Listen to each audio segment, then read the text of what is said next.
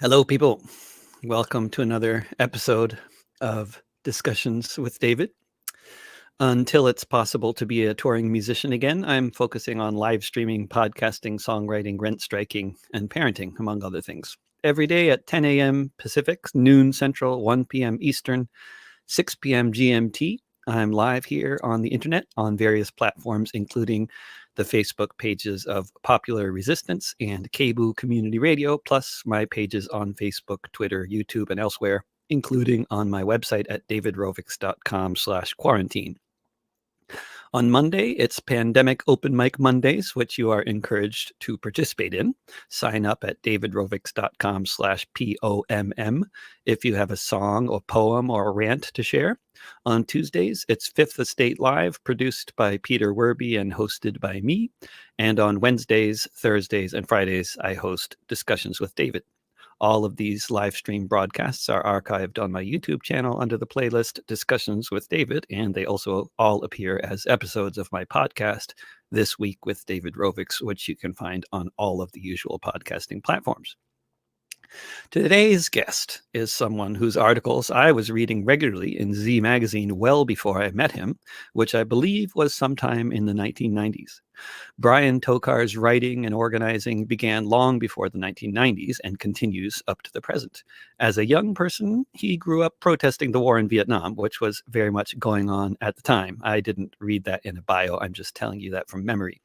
Brian has long been deeply involved with the Institute for Social Ecology in Vermont as a teacher, thinker, writer, and organizer in various capacities, and he's also taught at the University of Vermont. Brian and various other collaborators have a new book coming out, Climate Justice and Community Renewal, and the first installment of the online book launch will be happening tomorrow at peopleshub.org. If you go there and click where it says trainings, you'll find all of the upcoming events on the website with Climate Justice and Community Renewal in the top row today. Brian Tokar, welcome to my little live stream show. Dave, it's great to be here with you. Thanks so much for inviting me. I'm so glad you could join me.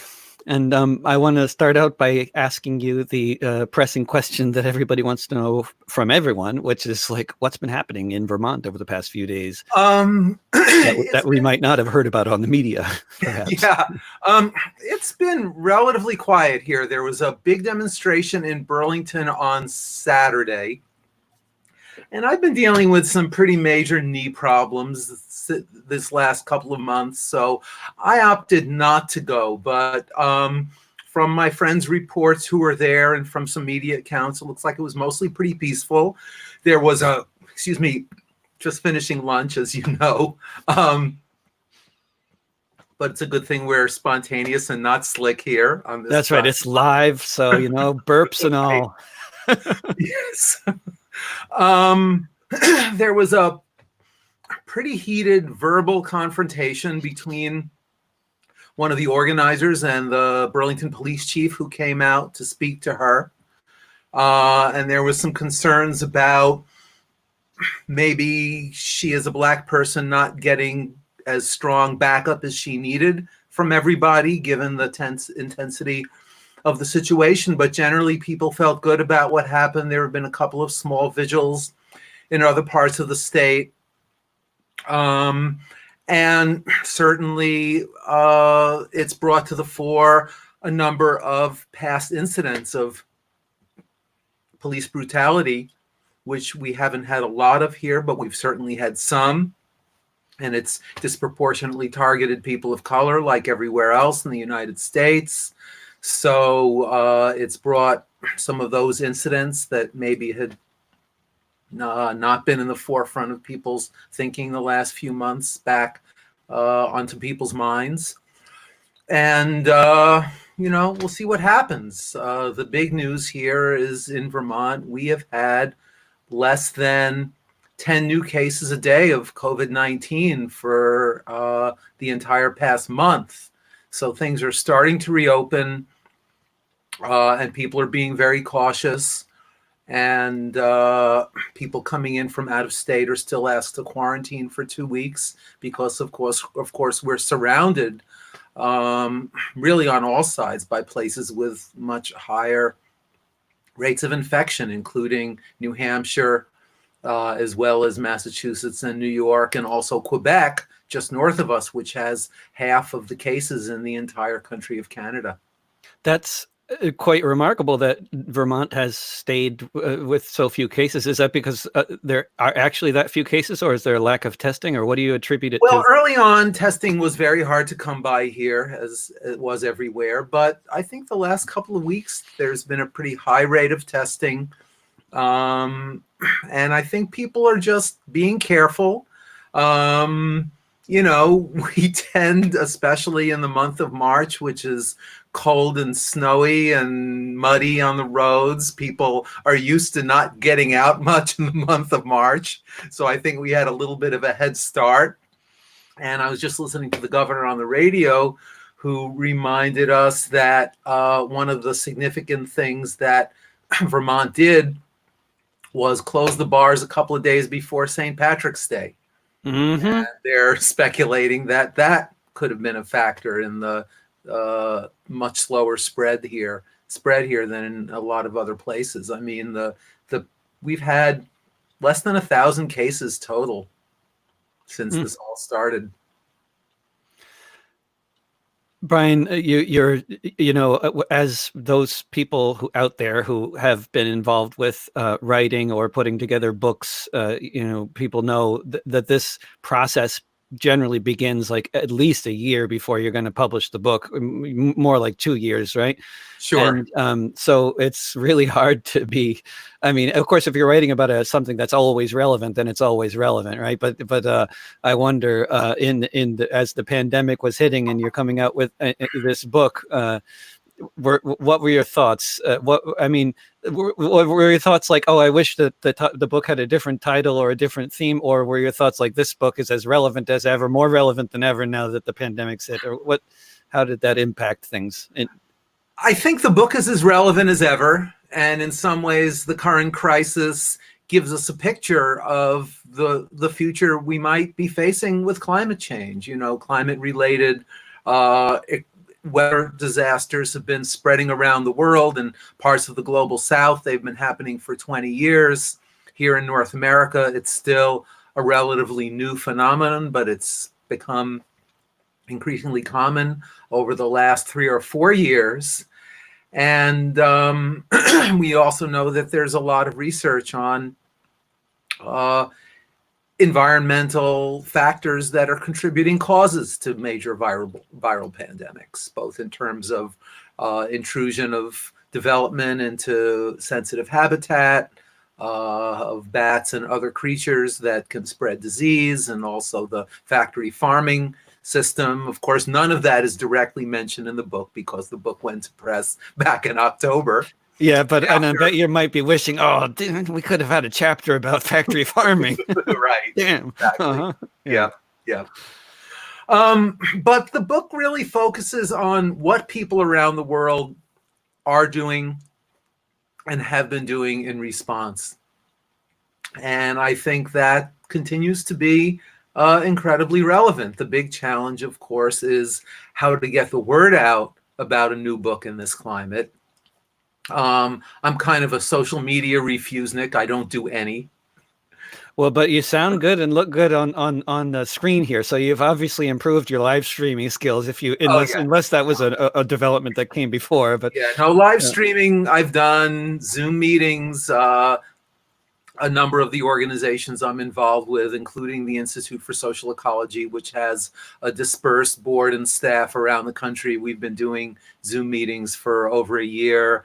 We've started shifting a lot of our educational offerings online, going back 2 or 3 years, and we have a pretty extensive program of online classes now. So we've all gotten pretty good at that aspect of it. But getting the word out about a book is challenging. And I was very lucky to just come across these folks from the People's Hub, which I had not heard of previously. Me neither. It looks great. A great history. They have links to the Highlander Center, which of course has been in the forefront of radical education going back to not just the civil rights movement in the 50s and early 60s, but going back to the labor movement in the McCarthy era. they've been doing online popular education with an international focus for 2 or 3 years. And the director there, Elandria Williams, came across my book announcement on one of the international lists that I post to and immediately contacted us, and us being myself and my co-editor, which is Tamara Gilbertson, who's a close supporter an ally of the Indigenous Environmental Network and a number of other organizations. They contacted us and immediately expressed interest in doing a whole series. So the event tomorrow is the first of a 5-part series that will feature most of the contributors to this book, which is something that we certainly wouldn't have been able to do in person. So it's an example of the crisis opening up opportunities that might not have existed before. And the contributors to this book are from 5 out of 6 continents. We have a number of Latin American contributors, people from Europe, from India, from across North America. There's a Canadian-focused chapter focused on the continuing Indigenous resistance to mega dams. And the book is divided into 2 parts. The first really focusing on grassroots resistance around the world to the continued extractive economy, to various manifestations of the climate crisis, including various false solutions that corporations and others have put forward to the climate crisis, like mega hydro, like carbon offsets involving forestry in places like Brazil and India. And then the second half really focuses much more on forward-looking community renewal efforts around the world that are directly linked to climate responses. For example, tomorrow on the People's Hub session, we'll hear from my friend Nelson Alvarez in Puerto Rico, whose chapter is about how agroecologists in Puerto Rico were at the forefront of the response to the hurricanes 2 or 3 years ago and continue to be. Marcela Oliveira, who you might know, who's been a pioneering water rights activist in Bolivia for 20 years, writing about some of the community-oriented responses to water scarcity in Bolivia as well as in Brazil. So linking the climate resistance dimension, and of course the story in Bolivia goes back, of course, to 20 years ago when the government brought in the Bechtel company owned by the Bechtel Corporation to take over their water system, and people in Cochabamba and the surrounding area resisted and got their control of their water back. And this is the ongoing community response to help sustain community control over water. A wonderful victory, one of many wonderful victories in the course of many different struggles for climate justice and water control of water rights. And I mean, one of the things that I think is so notable in terms of, like, you know, the situation generally, as everybody knows, is very dismal, and the 6th mass extinction ongoing. There's a lot to be really depressed about.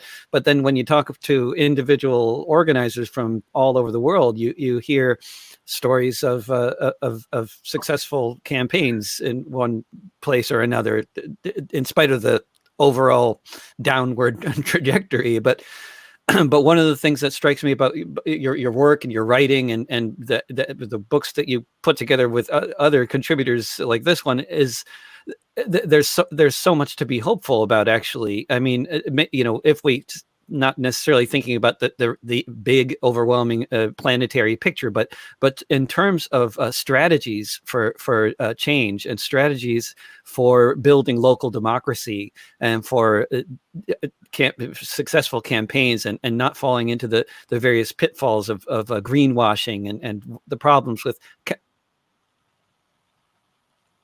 real change. This kind of framework that you talk about a lot, especially with, as well as Bookchin and others with the Institute for Social Ecology. And I wonder if I imagine that quite likely at least half the people watching this don't can't define social ecology, if you ask them what is social ecology, so can you just tell us what is social ecology?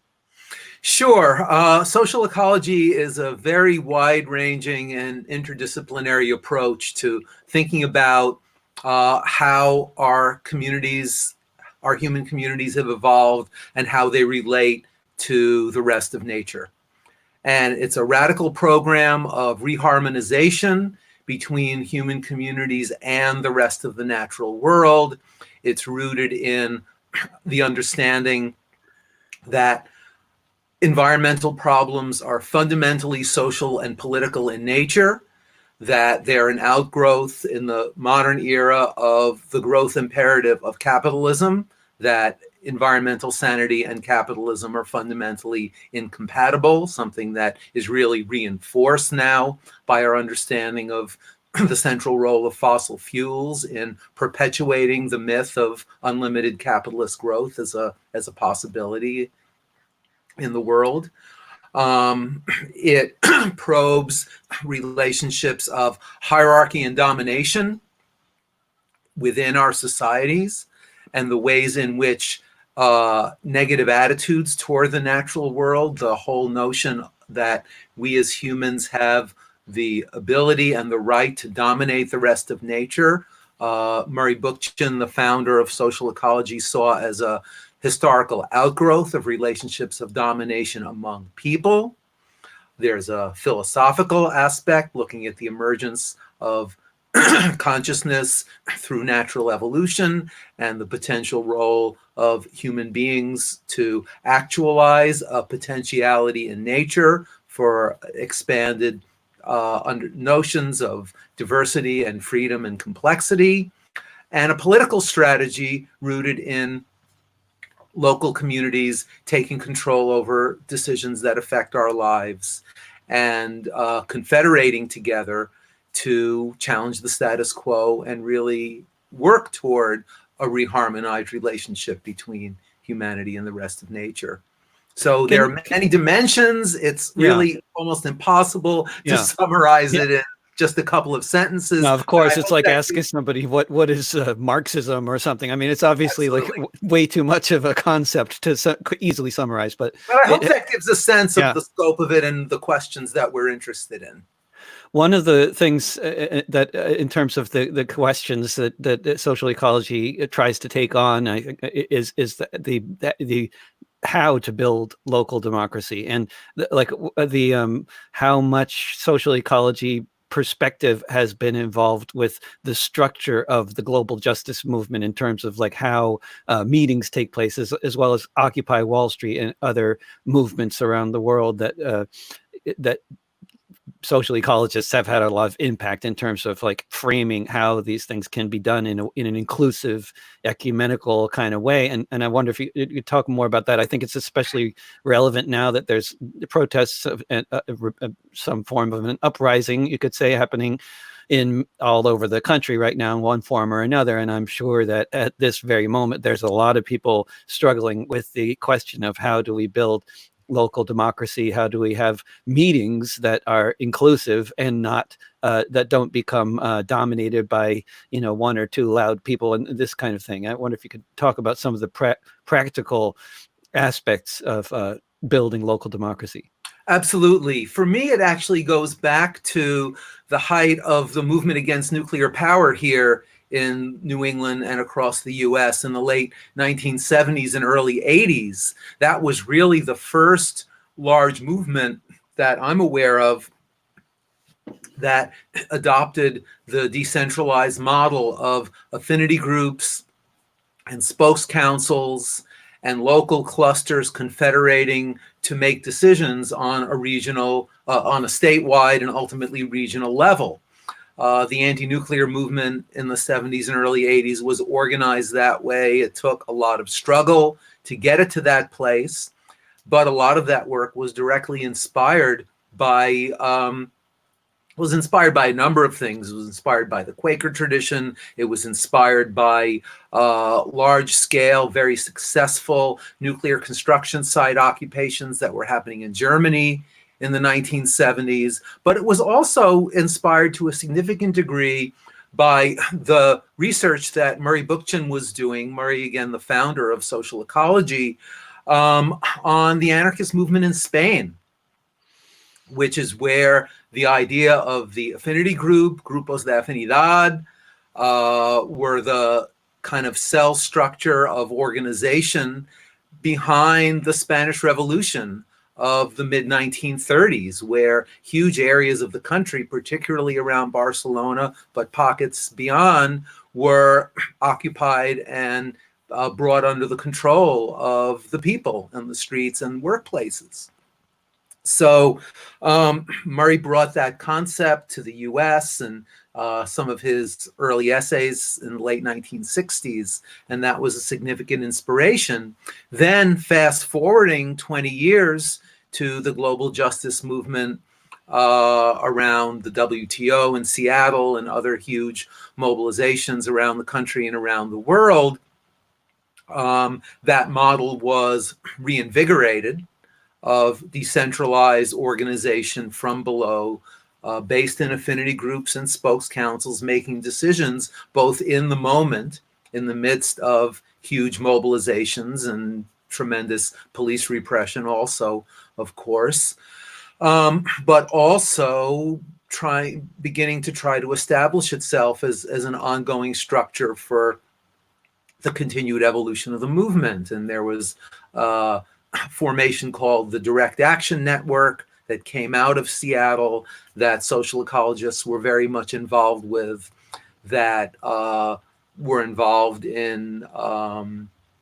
mobilization 4 or 5 months later against the IMF and World Bank in DC, later, then about a year and a half after that, against the Free Trade Area of the Americas in Quebec City, and a number of other events that continued to play out until that movement was kind of cut short by the events that followed 9/11 in 2001.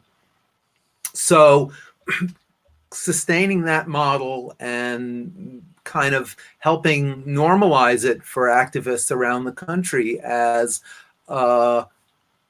useful and forward-looking and promising and really visionary way of organizing our movements that mirrors our understanding of the kind of world we ultimately want to live in, where people have control over the basic decisions that affect our lives, where we know localism per se can degenerate into various forms of provincialism and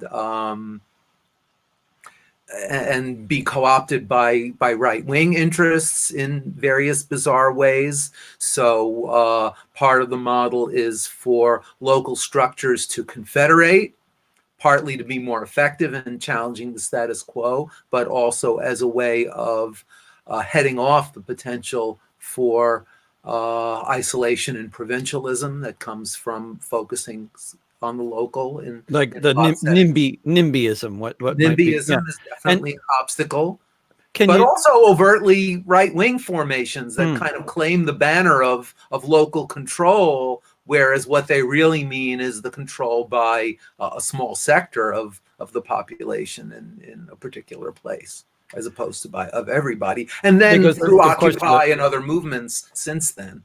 The right wing loves to talk about states' rights, which is supposed to be some kind of a local control thing. And so, but as a actual, from very practical terms, growing up living in the United States, what's very obvious in terms of local politics, which of course is not the same as local control or local democracy, but in terms of electoral politics in the United States, whenever radicals occasionally manage to get elected to office, and occasionally even manage to become to take control of city councils in some towns for brief periods of time, this never happens on a statewide basis. And, so the idea of states' rights seems kind of safe because it's actually not very local. States are pretty big. Occasionally there's small states like Vermont, but most of them are bigger and trying to actually have, control over the politics of a state is very pretty much impossible in the capitalist context of our modern America, right? But I wonder how this confederation idea has it been ever actually applied somewhere in the U.S. or mostly in other countries? Well, I mean, it's been applied within movements and movement-centered organizations. There was the Confederation efforts that came out of the Direct Action Network around Seattle. There were alliances among local occupations during the Occupy Wall Street movement.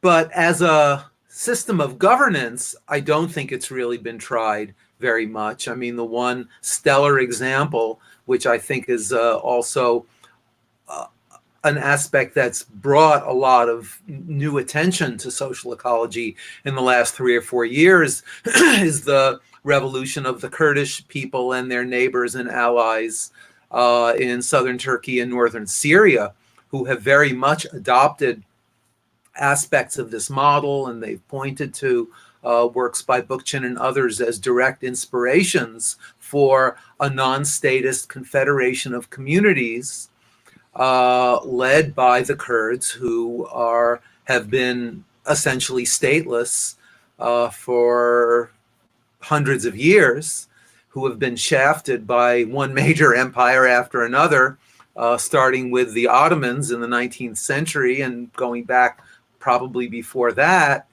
attempted kind of classic Marxist-inspired guerrilla uprising in Turkey, which completely failed. The founder of that movement, Abdullah Öcalan, was imprisoned in the late 90s and started reading.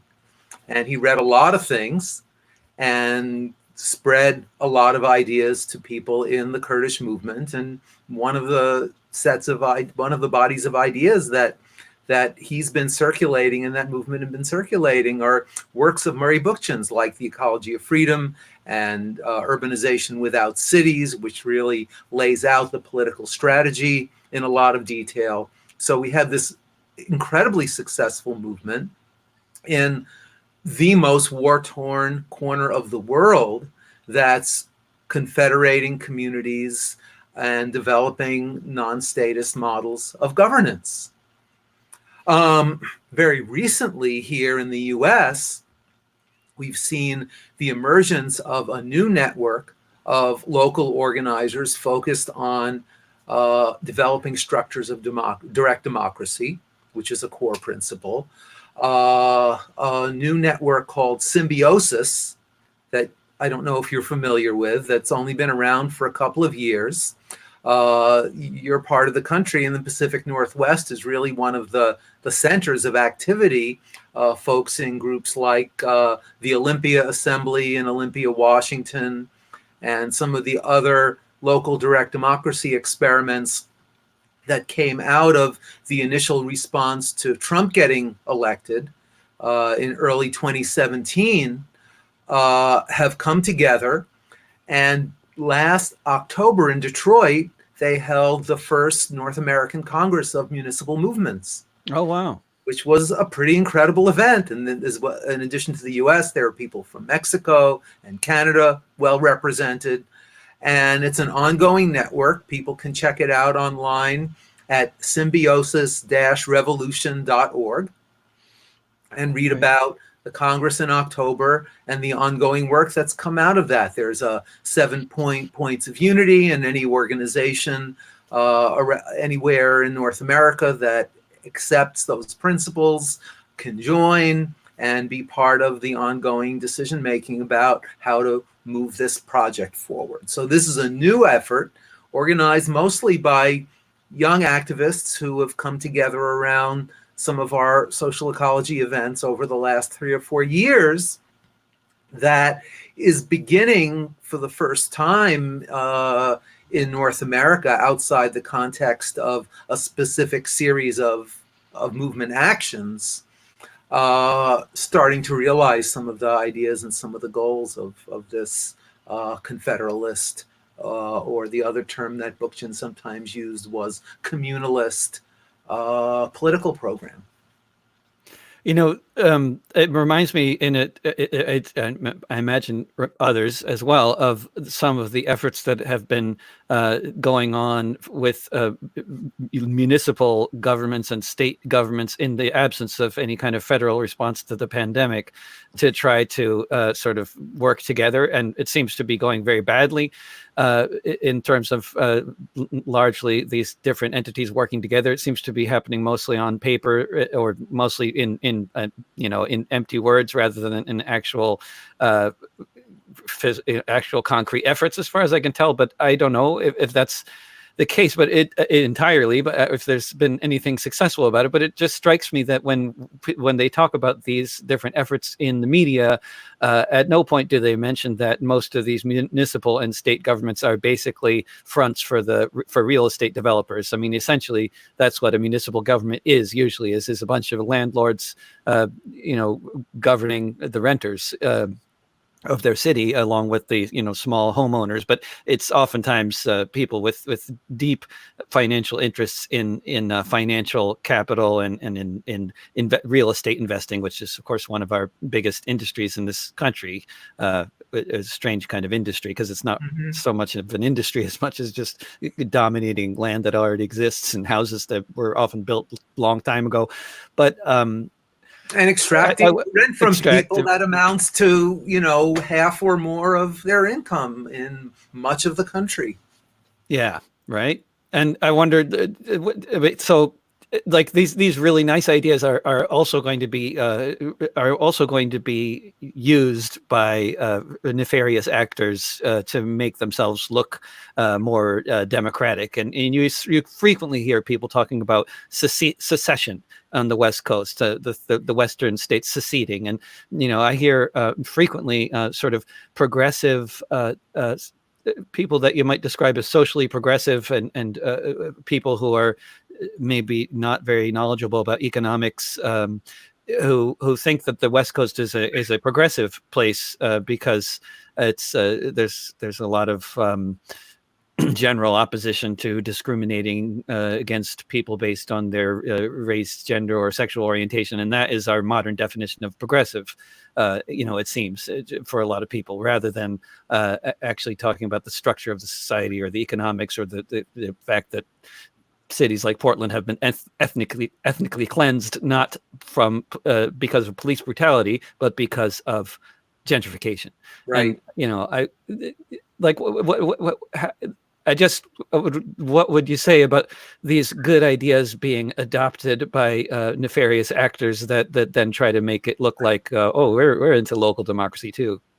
Yeah, I think that can happen. I mean, I've heard accounts of suburban communities, for example, that no longer want to be funding public services, using local control rhetoric to try to further their separation from the center cities that, of course, many of the residents of those suburbs fled from it at one time or another. So it's definitely a concern. On the other hand, there have been several successful efforts around the world by very progressive and sometimes radical municipally oriented groups to actually run for office and take over the administration of their cities. Some of the most famous ones that have gotten a lot of international press, the one in Barcelona, where the Barcelona en Comú movement has really been trying to do a lot of networking with like-minded groups around the world. And there have been a number of gatherings under the name Fearless Cities. There were a couple in Europe, and there was one in New York about a year and a half ago that some friends of ours, including folks from Symbiosis, participated in. People might be familiar with Jackson, Mississippi, which has elected two radical mayors. One of them, the current one, I've seen some discussions about unnecessary and counterproductive compromises with real estate interests there as well. And a lot of the grassroots activists that built that movement have kind of shifted their focus away from municipal governance more toward neighborhood-based economic experiments. as a way of really helping those communities that have been marginalized get on their feet, and really Can you focusing in that talk direction. more about that? Like about because this gets into some of the mutual aid kind of projects that are going on all over the U.S. and other parts of the world in the face of the many problems that many parts of society are having with the pandemic and with losing their jobs and all that kind of stuff. And I wonder if you have thoughts about how to do mutual aid projects optimally. Well, in Jackson, they've been doing community gardens, they've been doing maker spaces, they've been developing co-op. They've been developing co-ops in various sectors of the economy, especially ones that we've recently come to realize are essential, like providing food to people. And actually, through the Symbiosis Network, I've gotten a lens on some of the more radical and forward-looking mutual aid efforts around the country. There have been a couple of pretty incredible online meetings with 30 and 40 people from around the country doing mutual aid work in the moment, but also seeing them as vehicles for ongoing organizing, for explicitly illustrating the ways in which statist institutions have failed to meet people's basic needs, and kind of putting out a vision of communities taking care of themselves, communities ultimately engaging in a dual power strategy, really contending for political power on the basis of communities' ability to meet their needs, where statist institutions in league with real estate interests and other elite interests consistently are failing. There was a really important little manifesto that came out just before the peak of the COVID pandemic here in the US, that was put out by a group in Queens, New York called Woodbine, that came out of the response to Hurricane Sandy, which of course was really organized by offshoots of Occupy Wall Street, where the Red Cross and FEMA and institutions like that, again, completely failed to take care of people's needs. And the people from the Occupy movement came forward, and there are a number of ongoing collectives and institutions in the community that came out of that experience that are still thriving. And this one group called Woodbine put out a manifesto about thinking in terms of organizing for mutual aid as an explicit step toward ultimately challenging political power much more broadly. And that statement was an important inspiration for a lot of other groups around the country, and a lot of other interesting writing and strategizing that's happening through Symbiosis and other networks that give me a lot of hope that the present moment, compounded by the incredible coming together of people in response to the murder of George Floyd, that there really is hope for a new wave of a much more focused, a much more committed, a much more engaged and also radical form of community organizing and community response, and community-based alternatives to the status quo.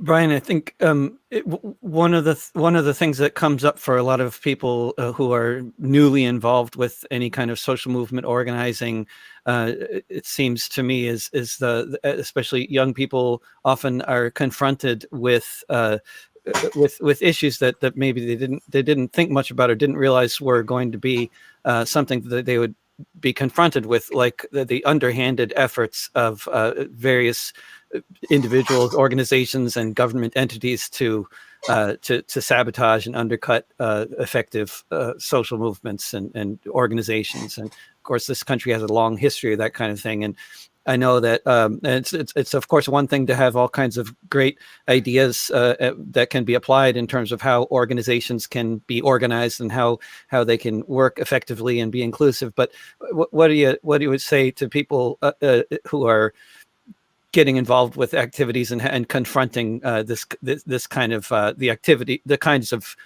things that FBI agents do, undercover FBI agents and undercover cops that are part of the Red Squad and this kind of thing? And what do you talk about that a bit? Because I know you've had personal experience with this sort of thing. I mean, every movement that's ever been effective, that's ever been a real threat to the status quo, has faced tremendous repression. And when police overreact, it's often a sign that the people giving them orders are really worried about losing control. And the fact that in this last week we've had reported incidents all over the country of police officers making symbolic gestures of support for people on the streets is really unprecedented, and a sign that the chains of repression might be breaking to some extent. But there's always infiltration. There's always surveillance. There are always provocateurs on the street. I think we were both in Miami in 2003, another big action that ultimately led to the collapse of George W. Bush's attempt to create a hemisphere-wide free trade area of the Americas. And in the middle of that demonstration, a number of us were huddled in a hotel lobby in Miami, and saw a crowd of about 40 or 50 people in street clothes walk out from behind the police lines and disperse themselves through the crowd. Mm.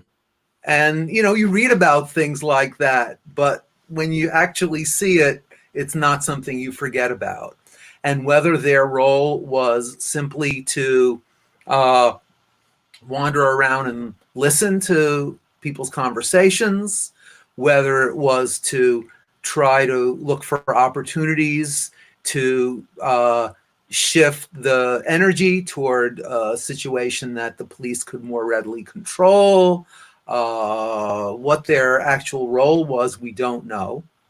But it was a pretty intense time, and, police ended up chasing the crowd for miles and miles and miles all over the city over the course of that whole afternoon. But and I remember at the time being told by Black residents of Overton, the neighborhood near downtown Miami. I think it's Overton, and they were telling protesters that the police had actually been walking around in their neighborhood, encouraging people to mug activists, on the apparent presumption that they're walking through a neighborhood of criminals, and that people would be enthusiastic about the idea. But of course, nobody was mugging any activists, and everybody was telling the activists, like, "Hey, we've been just told we should mug you, by the way, and here's the way to escape. Yeah, here's how you can get out of the neighborhood." And, right. Yeah.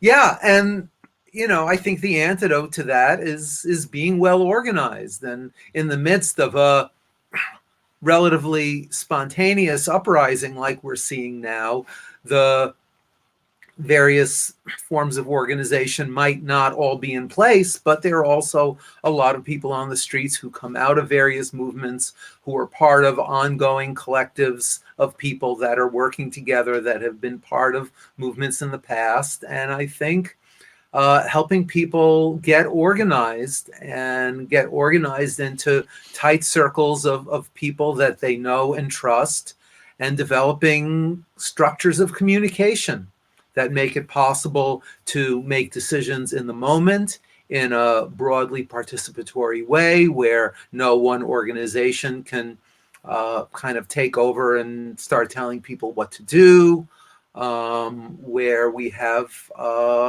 can start developing structures in our towns, in our neighborhoods, that can thrive beyond the current moment and really be the new structures of decision making and accountability in our communities. I think that's really one of the most important things that can potentially come out of a time like this. And we've seen it come out of various movements in the past. And from everything I'm hearing and reading from cities around the country, I'm hopeful that we're in one of those moments where people are really committed to finding or inventing or practicing or implementing new ways of working together that are really empowering and that kind of give us the strength to dig in for the long haul, because these insurrectionary moments are amazing and important and can really shift political dynamics in important ways. But we also need to be thinking about the long haul and how we're organized and how we can sustain our both our resistance and our reconstruction of a different kind of world. In terms of organizing, like in terms of just the aspect of communicating, social media has become extremely dominant over the past, 15 years or so. And it seems to me overall to be also equally destructive influence that really doesn't lend itself to effective organizing or good communication, although it does maybe bring the world closer together in many ways, which, whatever, it was, the internet was already doing that before Facebook. But I wonder, you're obviously not on Facebook and not on Twitter either, yeah? That's but true. I wonder, and however, you are, I believe, a graduate of MIT, and I'm sure you would not have a problem figuring out how to use Facebook or Twitter. Technology isn't the obstacle at all. But can you talk about why you don't use Facebook or Twitter, and because obviously it's a way that you could communicate with a lot of people who largely live on these platforms. Yeah, there are lots of reasons. I think I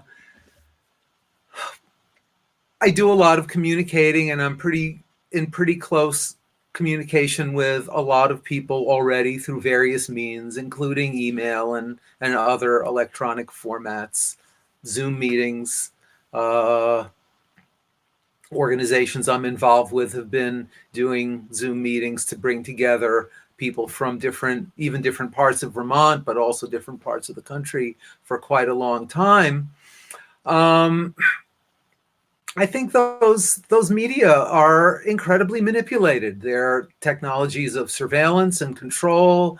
They divert people's attention toward the things that help keep people on those platforms in order to feed their advertising.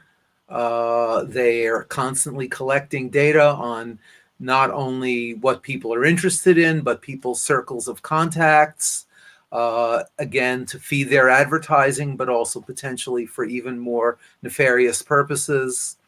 And I've just not found them especially necessary or useful. On the other hand, I'm very aware that social media has made it possible for people to come together on very short notice in large numbers at crucial times, that it's really helped build networks of support in various movements, and at the same time has really shortened people's attention spans, has narrowed people's social networks in the real world, and have been adopted by elite interests as very calculated tools of disinformation.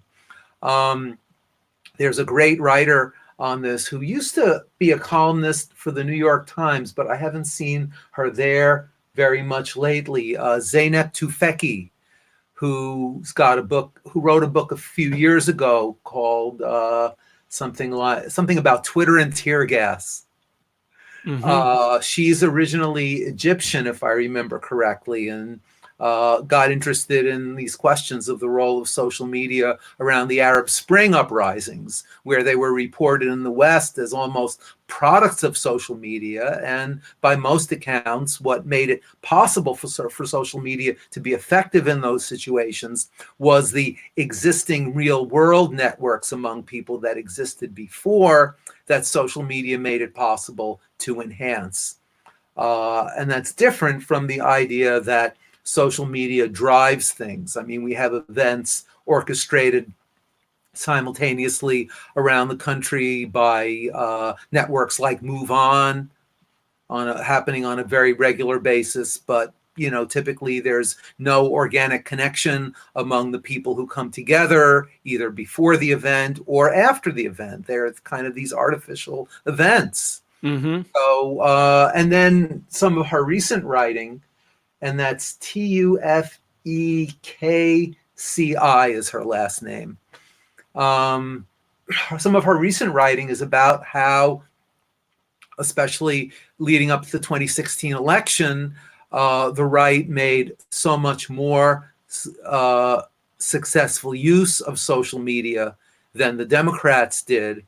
And that's a function of kind of the whole set of strategies that we think of in terms of Cambridge Analytica and some of those scandals, but that were really much more widespread in terms of micro-targeting of disinformation toward very narrow sectors of the population in order to manipulate election results and also manipulate people's attitudes, taking advantage of the ways that Facebook and other corporate social media thrive on grabbing people's attention.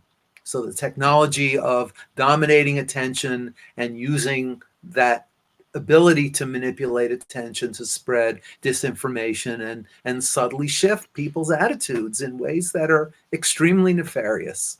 So, personally, I've opted to just not participate in that. But Mm-hmm. I certainly respect people who do and people who have become effective at using those tools for positive change. There's a movie that recently came out that I still have not seen, but it's been very much talked about and very controversial. Michael Moore's new production and related to the ecology. I can't remember what It's called Planet called. of the Humans, and Planet it's of as the Humans. awful as a lot of people have been saying it is, in my opinion. I wrote a critique of it that's on the Social Ecology website. It's also on ZNet and a couple of other places. People can check it out. Mm-hmm. Good. And you have behind you possibly the biggest stack of papers that I've seen in years. Oh, yeah. Are those like student papers that you have to read, student or what? papers I don't keep that long. That's just research materials that I've accumulated and haven't had a chance to sort out. Do you have filing cabinets where stuff like I that have goes? filing cabinets. I And still have filing cabinets. it eventually gets filed, those They're papers? pretty full. Yeah. I need to go through some. I need to clear them out and make space for more stuff. You need an assistant? The big University of Vermont's not going to give you an assistant? Or No, they No, never have. they never and do. probably never will. No, you should have If somebody staff. wants to come and help me file papers, I'm certainly willing. I don't know that I can afford to pay a whole lot, but it would help. One of the parts of the world that comes up a lot when anybody mentions social ecology, aside from Vermont and Kurdistan, is Chiapas, and I wonder, one of many parts of the world. But I've also been hearing recently a lot about Kerala, India, having such great success with dealing with the COVID outbreak as opposed to other parts of India. And I don't know if have you heard much about what's going on in Kerala or Chiapas in the past few months, or what the latest is? I've seen a couple of articles about the situation in Kerala.